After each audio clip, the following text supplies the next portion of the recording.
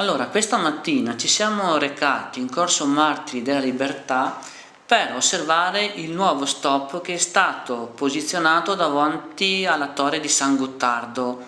In sostanza, gli automobilisti che percorrono Corso Martiri della Libertà dovrebbero fermarsi qui, far passare, ecco, come vedete, i ciclisti, che in questo caso avrebbero dovuto svoltare verso destra, ma che stanno andando contromano. Mentre stavamo facendo queste riprese, sbuca una macchina contromano da via Abbazia. Qui offuschiamo le immagini per non rendere visibile l'automobilista, che accortasi di aver sbagliato fa l'inversione di marcia.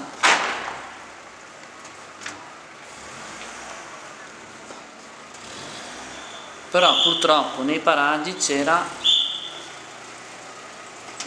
una vigilessa che si è accorta dell'infrazione e a colpi di fischietto l'ha invitata a parcheggiare sulla destra.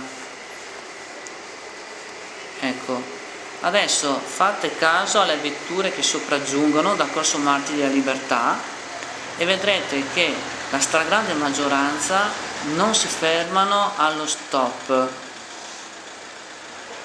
State attenti, ecco, a partire dal fuoristrada grigio le vetture rallentano ma non si fermano, nonostante lì ci sia uno stop.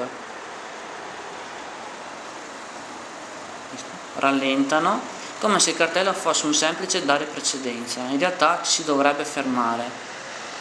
Allora questo stop è stato fatto per dare la precedenza alle vetture che provengono da Borgo San Gottardo. Anche questa macchina, come vedete, rallenta e svolta perché viene naturale non fermarsi a questo stop. Secondo me lo stop andava fatto dalla parte opposta, cioè dovevano fermarsi chi attraversa la torre di San Gottardo. Ecco qui un altro, rallenta e gira a sinistra.